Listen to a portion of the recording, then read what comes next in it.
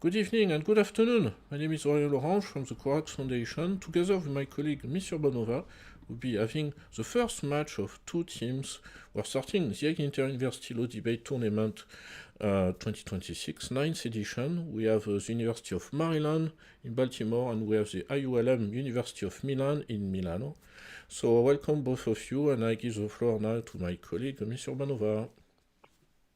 Thank you very much, and good day to the teams today, and also to the judges reviewing this match, and also the supporters for the two teams. Today, the teams will debate on the topic they've received 7 days in advance, which is that consumer protection laws must reflect the realities of cross-border commerce. The teams prepared for both sides of the argument. In a short while, we will find out which positions is defended by which team. But before that, welcoming the students today, starting with the introductions for the University of Maryland, Ms. Fry.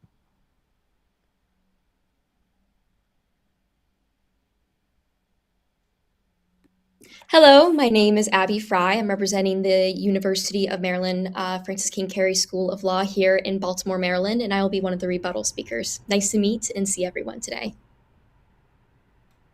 Welcome from IULM University of Milan, Mr. Michelin. Hello, everyone. My name is Alessio. I'm one of the rebuttal speakers, and I'm really happy to be here. Thank you. Welcome from University of Maryland, Mr. Ramani. Hello, my name is Sean. I am also from the University of Maryland as one of our rebuttal speakers. Very nice to meet everyone. Thank you for the opportunity. Welcome from IULM University of Milan, Mr. Loria. Hi everyone, good afternoon or good evening. I am Gian Vincenzo Lauria. I am 24. I will be one of the conclusions speaker. It's a really pleasure to be here today. Thank you for this opportunity. Thank you as well, and welcome from University of Maryland, Ms. White. Hello, everyone. My name is Kadian White from University of Maryland. I'm so happy to be here. Thank you. Thank you. Welcome from IULM University of Milan, Ms. Cavallo. Good evening and good afternoon, everyone. My name is Giulia. Today I'm representing University of Milan, IULM, where I'm currently pursuing a master's degree in strategic communication. And I hope to have a nice debate with everyone today, and thank you for this opportunity.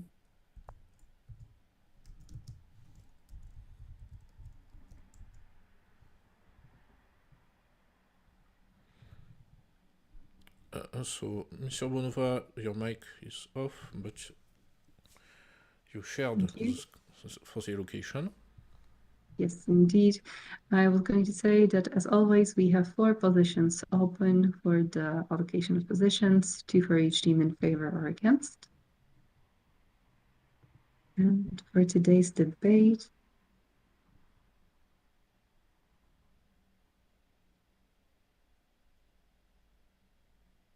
it will be the University of Maryland's debating team that will defend the against position.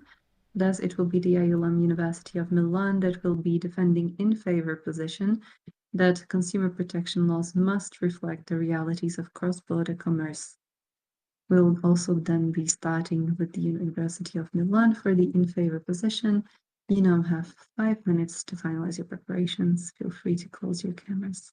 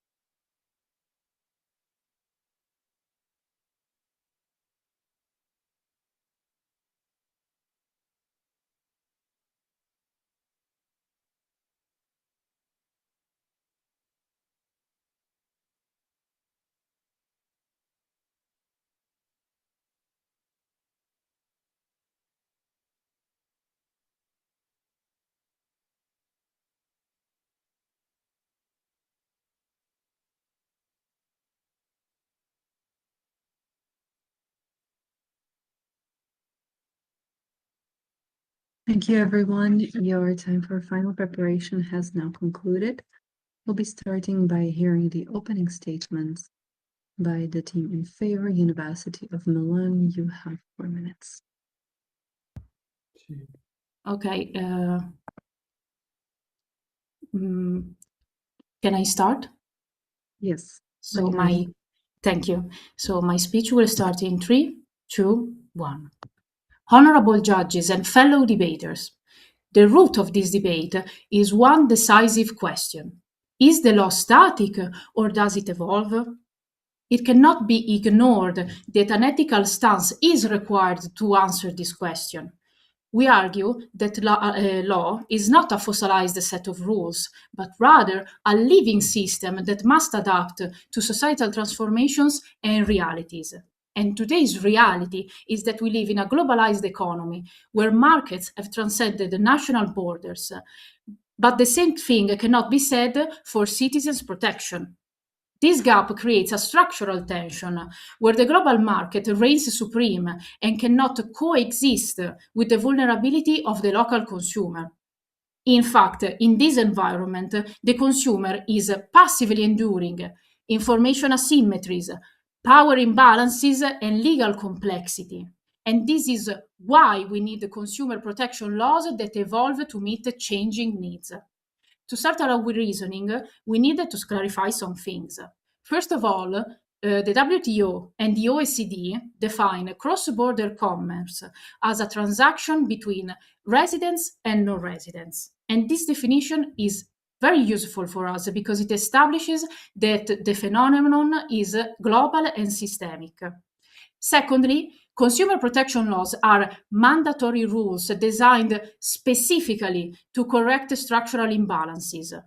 These laws are not distortions of the market, but they are a minimum condition for contractual fairness. So, if commerce is cross-border, protection must be as well.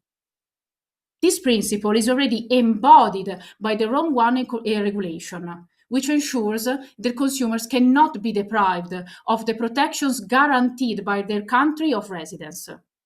It is proved that international legal consensus already recognizes that global realities require a coherent legal response. To support this, there are also the United Nations guidelines for consumer protection, according to which consumers have fundamental rights such as clarity and safety. Without a proper evolution of the law, the risk is that we operate in a dangerous legal void, which will bring several risks. For example, trust will collapse. According to the OECD, the lack of protection and trust cost the global economy more than $20 billion annually. Because without trust, consumers do not buy and the markets cannot function. Secondly, we can also see the erosion of rights, because a right that only exists on paper but is useless and not applicable in a concrete situation is not a right.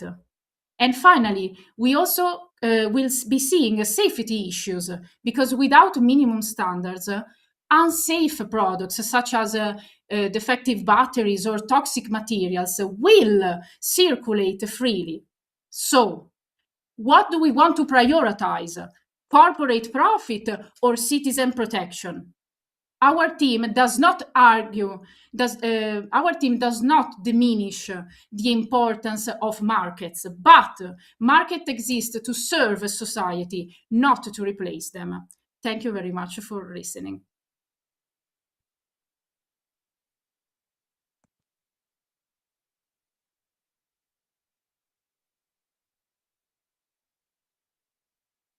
Thank you very much. We'll now proceed to hear the opening statements for the against position. University of Maryland, you have 4 minutes.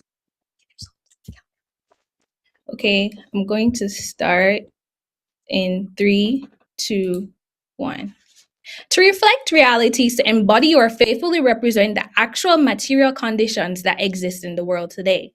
The reality of cross-border commerce is not a neutral landscape of voluntary exchange. Instead, it is fundamentally constituted by persistent structural and historical disparities between the global north and the global south, rooted in unequal exchange terms and unfair bargaining power as a part of colonial legacies.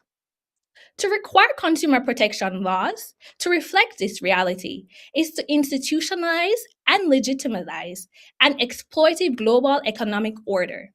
As codified in United Nations Guideline for Consumer Protection in Provision V13, consumer protection measures should not interfere with the global free trade priorities. The PRO would only expand this form of hollow consumer protection. Therefore, we should reject the proposal for two reasons. First, the PRO's reflected reality would only worsen a global economy that already integrates low and mid-income on equal terms. Economies in the global south disproportionately export low-cost raw materials and import high-cost manufactured goods, highlighting a structural dependency on the manufacturing capabilities of global north economies. The American Political Science Review shows that free trade in cultural goods produces deeply unequal recognition patterns, privileging global north experts while rendering global south cultural production less visible. If consumer protection laws are reshaped to align with the global commercial order, they may inadvertently reinforce racialized hierarchies embedded within it.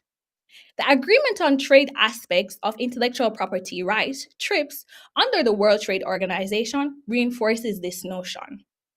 Under the guise of consumer protection, this agreement requires member states to adopt stringent intellectual property protections, which reinforce global north interests by emphasizing advancements in areas where many developing countries lack comparison capacity and severely restrict access to the tools needed to develop domestic alternatives.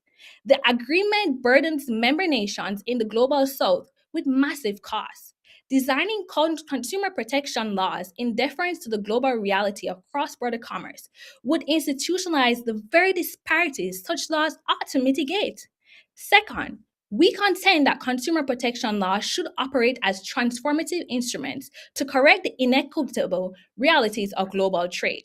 Instead of supporting structural inequalities, we must strengthen internal domestic markets and safeguard developing nations. The United Nations Trade and Development, UNCTAD, noted in its study that commodity dependence among developing countries in 2021 and 2023 remained at two-thirds, 95 out of 143 developing countries. Despite this prevalence, Indonesia and Guatemala has successfully reduced their commodity dependence below the 60% threshold. It is possible to safeguard consumer interests without buying into the proposition colonial reality. Even worse, the present effect of consumer commerce rarely even recognizes consumer protection as a legitimate state interest for the derogating from trade increase. Rather than go along with the pro and further interest this anti-consumer reality, consumer protection should be considered a justified reason to derogate from harmful free trade obligations. For these reasons, the resolution should be rejected. Thank you. Thank you very much. We have now heard both opening statements. Proceeding now to the first rebuttals. IULM, University of Milan, you have 2 minutes.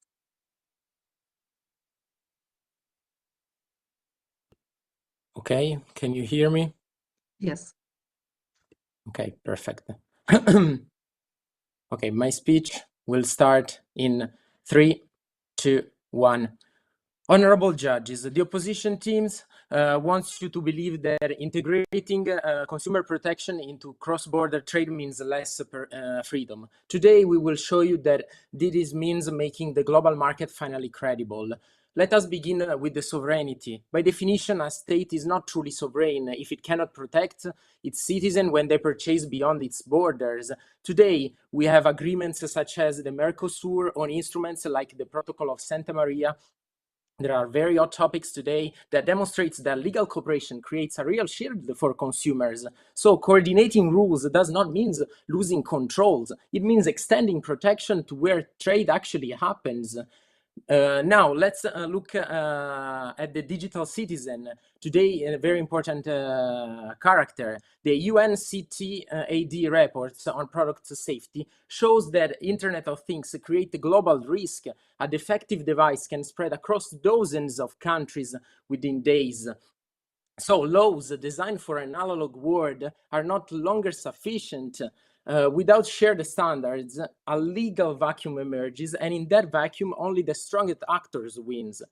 The opposing side could also argue the harmonization harms the SMEs, but reality shows the opposite. Today, the small business must navigate incompatible legal systems. Common rules reduce uncertainty and allows genuine competition. Case law confirms this. For example, the Palmer v. Reederei Carl Shooter 2010, the Court of Justice clarified that anyone targeting a foreign market also accepts responsibility towards that consumer. And this builds trust, and without trust, a global trade cannot exist. So the clash is very clear. They defend a fragmented market where the risk falls on individuals. We defend a system where law and commerce move forward together. Thank you for your attention. Thank you. Now to hear the first rebuttal by University of Maryland, you have 2 minutes.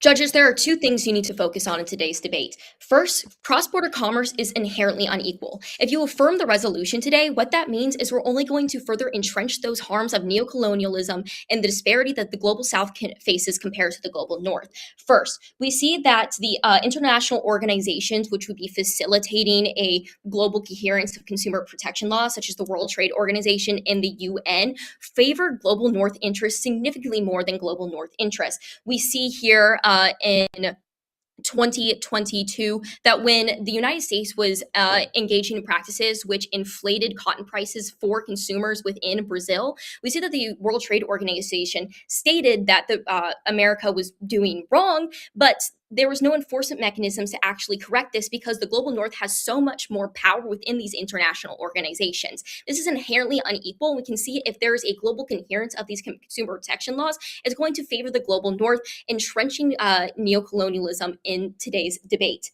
Secondly, we see that the international and domestic or internal and domestic markets is way more favorable for the global South.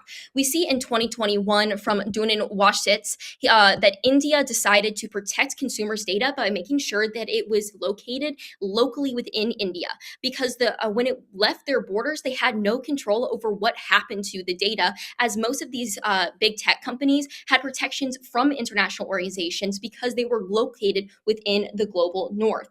Yet again, we see when it comes to consumer protection versus cross-border commerce, consumer protection is always going to fall secondary. Specifically, we look at the United Nations Guidelines for Consumer Protections, provision V13, they state that cross-border commerce and trade obligations should trump consumer protections if it becomes a hindrance. So time and time again in today's debate, we see that reflecting the current realities will only further the neocolonialist attitude of the global North. Thank you.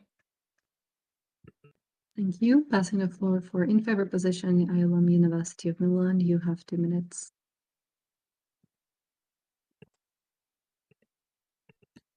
Okay, can you hear me again? Yes. Okay, so my speech will start in 3, 2, 1. Okay, honorable judges, this rebuttal is not only about which side has the strongest argument, but about which vision of the world is truly sustainable. The opposition speaks about business freedom as an absolute value, but let us ask, why should an economic freedom outweigh a child's fundamental rights not to receive, for example, a toxic toy? The UN Guidelines for Consumer Protection establish that safety and health are universal rights. So there are no free zones where rights disappear simply because a sale crosses a digital border. The second clash is sovereignty. They claim that national rules are enough, but is a state truly sovereign if it cannot protect a citizen defrauded by a foreigner server? Without cooperation and shared standards, sovereignty remains a symbolic. Integrating protection does not reduce state power. It makes it effective in the digital world. And third, the myths of the self-regulation. The opposing side imagines a fully informed customers. But legal scholarship, for example, on dark patterns and AI shows a different reality. Interfaces designed to manipulate consent and exploit information asymmetry. So speaking of free markets without rules and different countries, north, south, means ignoring also how platforms actually operate. So, and when they talk about the economics part, the lower prices, they forget one thing, that without trust, people stop buying. And that's a fact, judges. Trust comes from the clear accountability, not from the absence of rules. So the final clash is simple. They are defending a formal freedom when their market is free, but the consumer stands alone. We defend a substantive freedom grounded in the universal ethical standards, also recognized by the UN guidelines. But simply because the real progress is building a global market that grows precisely because rights do not stop at the border. Thank you for your attention. Thank you. Passing the floor to University of Maryland for the against rebuttal. You have 2 minutes. Honorable judges, I will begin starting in 3, 2, 1. First and foremost, the opposition likes to mention this concept of freedom, and it is true that we believe in freedom, though what we believe is also that the UN was largely created by neo-colonialist forces, which ultimately violates freedom. And the Global South in particular cannot protect their citizens in a way that is advantageous to their safety if they are always going to be subject to these same indoctrinated colonialist forces. For example, in the case of India, the law that was passed in their parliament in 2023, the Digital Personal Data Protection Act, was actually used for protecting the exact freedom of this Indian populace, which otherwise would have their data sold to a variety of multinational big tech corporations. And this is more in line with the actual fundamental freedom of every individual. It would be nice eventually to have some sort of universal free trade and consumer protection synthesis, but this is not sustainable unless every party to it actually is on an even playing field, which we do not see currently. Furthermore, as we know, the UN provision V13 states that free trade should always actually trump consumer protection. So if we are feeding into these same systems that literally say that free trade should trump consumer protection, which is the current reality, there is no way that it wouldn't actually be exacerbated when it comes to informing more nation policy. So for this reason, we believe that it is essential that more nations try to follow the examples of Indonesia and Guatemala in terms of really looking towards their actual populace and then determining how the consumer protection standards would correspond, as opposed to relying on these premises that structurally were created by neo-colonialist empire regimes and will only continue to further that. Thank you. We'll now be proceeding to concluding statements, starting with IULM University of Milan. You have 2 minutes for yours. Can you hear me, right? Yes. Okay, my speech is going to start in 3, 2, 1. Honorable judges and fellow debaters, the core of this debate remains a choice between a market that serves its people or a market that merely serves itself. We discussed the Rome Regulation, the UN guidelines, proving that international consensus already views safety as a universal necessity, not a luxury. This leads to a fundamental moral crossroad. Is a corporation economic well-being ever worth the risk to a consumer health, particularly the most vulnerable categories among us, like our children or elderly? The opposition fears regulation, but we have shown that trust is the real engine of the trade. Some authorities shown that trust makes $22 billion value. By harmonizing rules, we actually lower hidden costs, reducing litigation costs, and also costs about health, because a better product in standard lowers the cost of health for citizens and for the government. Disparity in commerce already exists. So consumer protection laws as we've seen today, is not the cause of this disparity. And these laws build a fair market because we actually removing a legal void where only the strongest can survive. True progress is not choosing between profit and protection, it's building a market where accountability creates sustainability. For the well-being of people and loved ones, we cannot afford the risk of a Far West scenario in cross-border commerce. Free and equal markets must not be paid with our health. That's why we firmly support the motion in order to create an accountable, credible, and trustworthy, but most of all, safe market and world. Thank you for your attention. Thank you for your concluding statements. University of Maryland, you have 2 minutes for yours.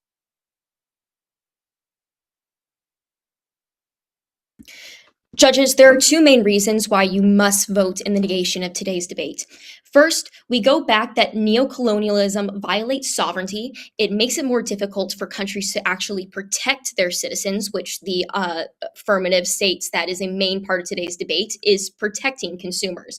We see here back in our framing that the United Nations Consumer Protection Guidelines, provision V13, states when it comes to trade obligations and consumer protection, trade obligations will always come first, meaning that that consumer protection is secondary when it comes to cross-border commerce. And cross-border commerce, as we've shown today, entrenches the supremacy of the global north, leaving the global south with few options to actually protect our citizens. We turn back to the Brazil example, when they were unable to protect their consumers, when the United States was artificially inflating the cost of cotton. Even when the World Trade Organization stated that America was doing wrong, they were unable to actually rectify the situation. And that is why number two of the main reasons is that internal markets are preferable in today's debate. First, it allows the global south to take back that power to protect their citizens and the consumers within their countries. We look back at India and the Digital Data Privacy Protection Act, which allowed data to be stored locally within India, so companies and governments in the global north could not use the consumers in India's data however they like. We also see that by reducing commodity reliance, such as Guatemala and Indonesia has, we are actually allowing the global south to have more bargaining power when it comes to actually creating a global coherence of consumer protection laws. Because if we reflect the current realities of cross-border commerce in our consumer protection laws today, we're only going to see the continuance of a pattern of abuse and exploitation that the global south has faced at the hands of global north for hundreds of years. And for all those reasons, we stand in strong negation of today's resolution. Thank you. Thank you very much. You can all now relax. You're no longer graded after this spot. First of all, well done on concluding your first match in the 2026 edition. Well done on the research and execution of your research during the debates itself. And the three judges will have 2 business days to observe and score your debate today. After we receive the grading cards, we'll of course validate the results and share with you and also on our social media. But already now we can do a bit of a feedback round with the 2 teams present, perhaps starting with IULM University of Milan. Mr. Michelin, how did you find the debate and the topic today? Okay, can you hear me? Yes. Yeah. Okay, perfect. No, I'm very happy to be here, to be honest. Thank you for this opportunity. I want to thank, first of all, my colleagues and my teacher, so Eleanor Colleoni and Giulia Lanzoni. And then I want to say a big thanks to the opponents and to the judges, of course. I think this topic is very helpful for me. I have an economics background, so the consumer, it's a very important topic for the law, for the communication, but also for the economics part. So I'm very grateful that I did this topic. It was a very tough topic, but I think me and my team did the best. Thank you for sharing. From University of Maryland, Ms. Fry, how did you find the debate and the topic today? I found the debate very informative. It's our first round, so nervous, but I'm glad I had such formidable competitors. Great debate. I also found the topic very relevant a trade always is. And I felt like it provided ample ground for both sides. So either way, I was going to be happy with the wheel spin today. Thank you for sharing. Ms. Cavallo of IULM University of Milan, how did you find the debates today? And perhaps did you hear from University of Maryland's arguments, some arguments your team also prepared for that position? First of all, I think that we did not find the same things from what my colleagues from the USA found. I think that the main difficulty that me and my teammates found is the fact that this motion was very broad, and our background, none of us has a background on law, and so it was there was a lot of research on regulations and laws, which was very difficult then to apply to a short debate. But I think I found the preparation and this opportunity very exciting. It's my first time participating to a tournament like this. I've never participated, and it's like 1 year and a half that I am practicing competitive debate. I also want to thank my opponents because they were phenomenal too, and a big thank you also, yes, to our coaches because they were very helpful in our preparation. Thank you. Thank you for sharing. From University of my apologies, from University of Maryland, Mr. Kevalamani, how did you find the debate today? And perhaps did you hear familiar arguments? Yes, and can you hear me okay? Yes. Thanks. I had a lot of fun. This was also my first time debating, and I really appreciated the structure and flow of the opposition's arguments. I thought they were really well crafted, and overall, I appreciate the whole system here because we get to meet people from all over and get to engage in these really interesting topics. Also, I found the topic really challenging because I think maybe Julia might have been hinting at this as well, but like reflect the reality, that's like super broad. So I think there was a lot of different ways to interpret it, and I'm glad that we were both able to go some different directions with it. There's definitely merit on both sides. Thank you for sharing. IULM University of Milan, Mr. Loria, how did you find the debate today? It was a really nice experience. I had a lot of fun. Thank you for our to our opponents, and also I wanted to say also to make a compliment. Was I found that they made a good speech, so compliment to that was really smooth.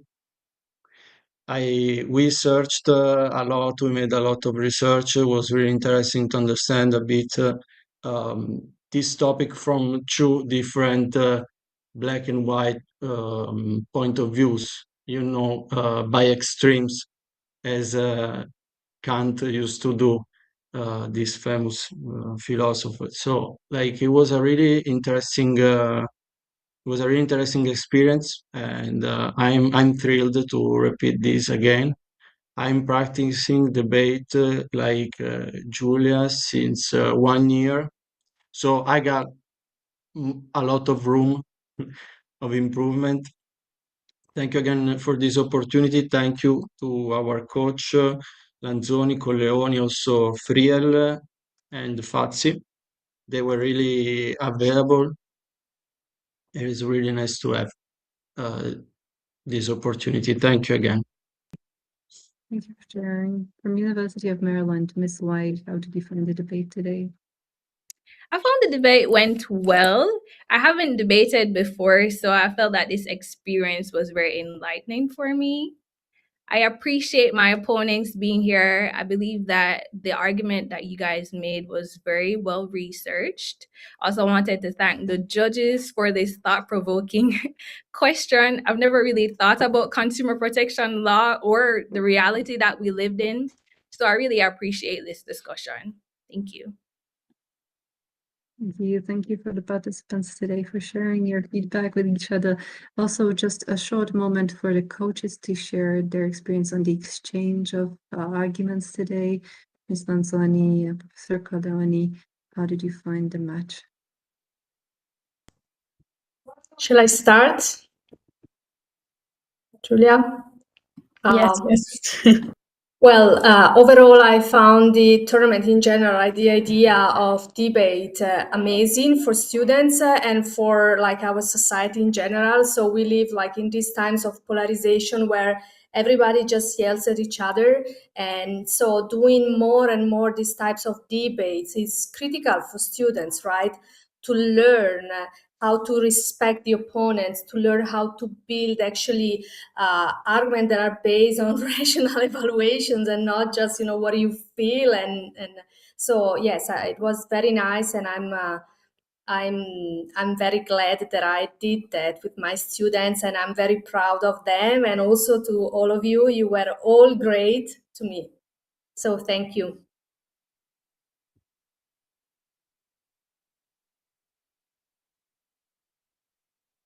Right. Yes, I think the same. It was a really great debate, and for our side, all the preparation was really interesting because we found out many interesting themes that we developed, and also the themes the opponents bring out during this debate was really inspiring. Also because maybe they have different backgrounds, and this is really important to share different backgrounds and different knowledges. And so it was really great to help them preparing. And I have experienced debate for many years, for several years nowadays, and it was really great to help them bringing out these arguments. And I think you all did a great job, and it was really, really good to follow for my side. Thank you all for sharing. And just to start us off for the networking session, we will have 2 questions for your teams asked to your teams as a group. You can choose which of your members will answer first. So the first question to start us off is, how did you decide to represent your university? What was perhaps the selection process for you, and what it means for you to be representing your institution in the tournament on the international level? Starting with University of Maryland. So our selection process was really exclusive. An email was sent out, and we responded that we wanted to do it.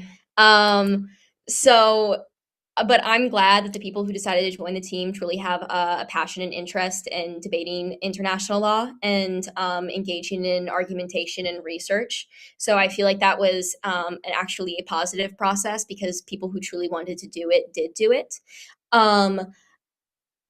I feel like it is really powerful to represent our university, our institution, to to build upon our skills that we've developed here, and the skills we'll develop through this debate we can take back and make our institution more well-rounded, and we'll become more well-rounded professionals in the future, as we learn how to quickly synthesize and quickly respond to arguments and how to engage in effective research.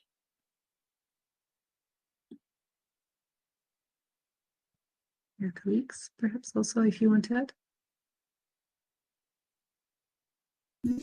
I can add a little bit. We've also really been privileged to be here because we're actually coached by some of the previous debaters from the previous years, which is really nice for that sort of experience. And then furthermore, being able to represent the University of Maryland, I'm not sure how many of y'all already know this, but Baltimore is only like 1 hour away from DC, Washington, DC, the capital of the US, but it's a very, very different culture, very different governance. And representing the US at this time, I think we want to try to indicate that there is a little bit more diversity to the US than we might currently see in a lot of media.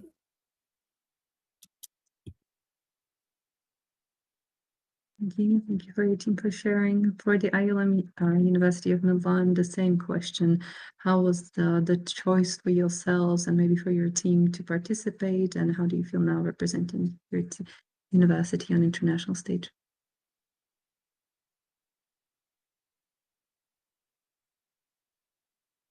I can say something. So our selection process was actually very straightforward because our coach Lanzoni came to the club because there is a debate club at the university, and she came to us and said, she talked to us about this tournament that I didn't know about actually, and it was just me, Gianvincenzo, and Alessio who were interested. I wasn't even really sure at the beginning. It was my friend Alessio who then convinced me to participate. But I'm at this point, I think I'm glad that he did convince me. And for me, it's very important to represent the university, your university today, because for example, the debate club of which we are part is still a small reality in our university, and it's I think a nice way to make it broader, to make it more known, because in order to practice this competitive debate in a tournament is completely different than from doing it among ourselves. And also, the university has given me in just a year and a half so much. So it's, I think for me, it's really, I am proud to be able to give back something. So that's it. Thank you for your colleagues, if you want to add. No, I can just add some few sentences. I think we had this incredible opportunity thanks to Giulia and to her debate club. And I think this opportunity is also for us an opportunity to improve our English, because most of the time we practice it in Italian. So practicing also in English, and nowadays English, it's very important. So it's a great opportunity, as I said, and I'm very happy to be here.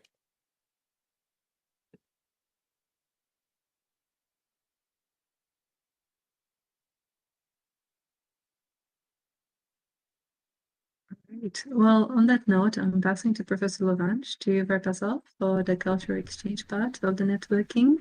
Once more, well done from my side for today's debate.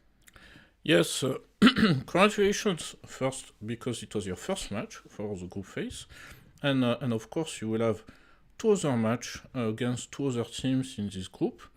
So actually, we encourage you as well to watch the match of your future opponents. But to finish with this session, I would like to ask some cultural aspect as well, your own motivation to present your university in this competition. So we'll give the question to each team. So you can answer as a team, I mean, or some of you. And so what I mean is that concretely, what does it mean for you to present your university? And yeah, you already have all of you answered this question, how you decided to participate. But as well, imagine that the opposite team is coming to visit your city. What should be the first thing they should experience, or they should taste or attend?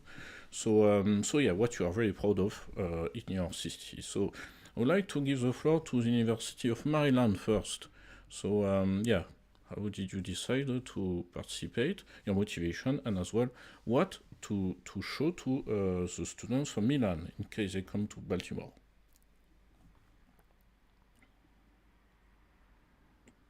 Hello. Sorry about that. So if the other team were visiting here, I guess I would say I'm still new to Baltimore. I'm from Maryland, well, originally Jamaica, so I don't really know anything about Baltimore. But since I've been here for the past 3 months, I would take you guys to an Orioles game. Baltimore Ravens as well. That's a popular NFL sport. I guess also we could try crab cakes. Maryland's known for crabs, Old Bay seasoning. We also have a beach. Probably not the best compared to the ones that you guys are used to, but Yeah. Also, Washington D.C. If you guys, I don't know, are interested in seeing like historical sites, I love museums, so that would be a nice trip too. And maybe your colleagues would like to give a compliment of it?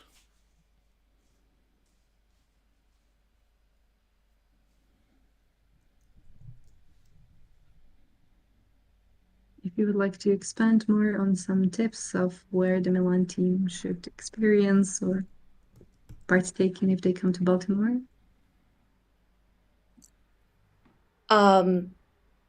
I am also new to Baltimore. I moved here for law school. Something that I like about Baltimore is that the neighborhoods here are very distinct. They all have their own charm to them.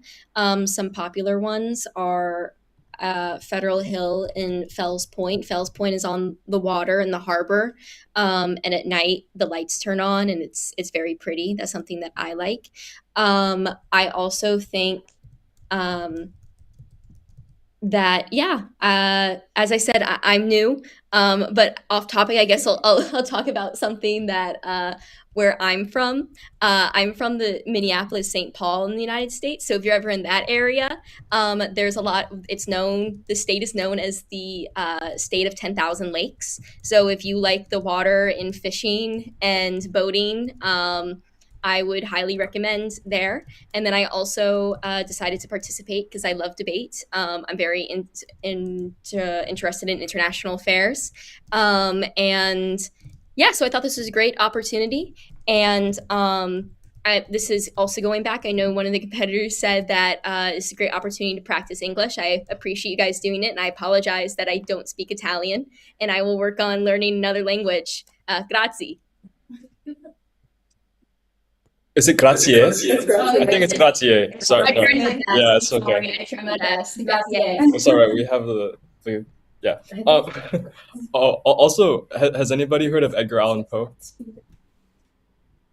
Okay, probably not. Well, we have if you ever visit this law school, there's a famous American poet named Edgar Allan Poe, and he's buried here. If you want to see his grave, and then there's also Baltimore has a Chinatown, but all of the Chinese people like sort of left from there. So now a lot of Ethiopian restaurants have opened there. But then you go there and then you see these like pagoda style roofs, but then you go in and you eat a lot of Ethiopian food. So it's kind of interesting. That's something that you'll probably only see in Baltimore. All right, I'd love to hear about Milan now. Yes, same question to the Milan team. So allora, from one standpoint, I would say that in Milan, I suggest you to go to see museums, art shows. Is a really big city in terms of initiatives about culture, history. For those who likes history museums, I do, especially Egyptians one. I'm really fascinated about that. I'm from South Italy, so from deep of my heart, I suggest you guys to go to the south of Italy because we got a really beautiful nature, really nice sea, uh, almost as good as the Baltimore, probably. And also another thing in my region, there is a really particular thing in my region. There is called pepperoni.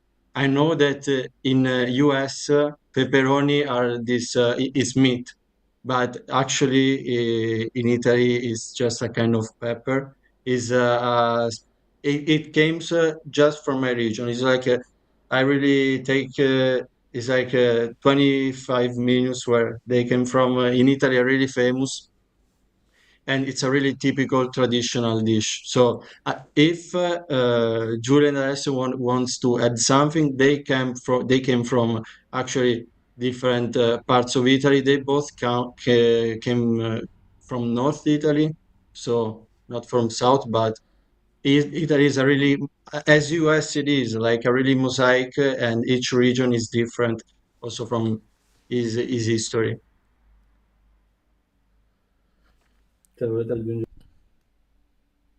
Yeah, so as Gian Vincenzo was saying, I'm not really from Milan. I am from Genova, which is a little bit southern than Milan, but it's still in the northern part of Italy. And as he was saying, I think that one of our best things about Italy is the fact that you can walk from a city or a small town from another, and you're going to have completely different traditions and dishes and culture. So I think the diversity in culture in Italy is one of the best things. If you come to Milan, if it ever happens, and I hope for you that you will be able to do in the future, I would probably tell you to go sightseeing the city first, because Milan, at a certain point in history, it was a duchy, a dukedom. I don't know if it said a duchy or a dukedom, but it had a certain power. And you can really see it in the architecture and the castles and the churches. It's a really spectacular city to see. And also, of course, I would say to eat everything you see. Of course, not only the Milanese dishes, the Milanese traditional dishes, but also everything else, because there are also restaurants that offer food from other regions of Italy. And someone earlier was saying Chinatown. In Milan, there is also a very active Chinatown. It's very frequented. There are a lot of people there, and there are some. That is to say, there are also many restaurants that offer cuisine from around the world. So there's everything you want, because it's such a big city with many universities. So it's perfect for students. So, okay, it's my turn. Okay, I'm from Milan. Okay, yeah, I'm from Milan. Compared to my other colleagues, they're, as they said, they are from other parts of Italy, but probably I could explain to you Milan, because I was born in Milan and I'm Milanese. So first of all, yes, we have the Chinatown. Okay, we don't have Ethiopians in the houses. We have Chinese and Japanese. So probably your Chinatown, it's a little bit more particular, but okay. In Milan, okay, probably Milan is very famous for two things. The financial aspect, so the economics, if you like, the economic aspect, like me, it's amazing. But also probably the other most important aspect is the fashion. Fashion, Milan is the most famous fashion city in Italy, or, okay, maybe not in Europe because we have Paris, London, but in Milan, fashion is very important. Be careful. So if you want a really good suit, really good dress, come to visit us and you'll buy a nice clothes. And what else? Oh, probably the Olympics game. Now we have the Olympics game. So I don't know if you're following the Olympics game, but if you want to visit Milan, come to visit, please, guys, because we need some money for the Olympic games. But yes, they're amazing. So I think it's a great opportunity now, because yeah, they are the Olympics game. Yes, thank you so much. I think indeed we see Olympics on TV in Yeah. many countries at this moment. And I was last week in your city. I can't even tell you. So I've seen as well some games in your city. So congratulations for your first match. For you is the start of another competition, a long competition. But the first match, in 2 weeks you will have as well another match with the topic sent 1 week before, and as well in the meanwhile the results from the free judge that we thank a lot for assessing this match. So congratulations for this first match, and we keep in touch, of course, and don't hesitate to keep contact between the two teams if you wish. So many thanks. Bye-bye. Thank you, everyone. Thank you, bye. Thank you. Grazie. Thank you. Bye, ciao. Much. Ciao.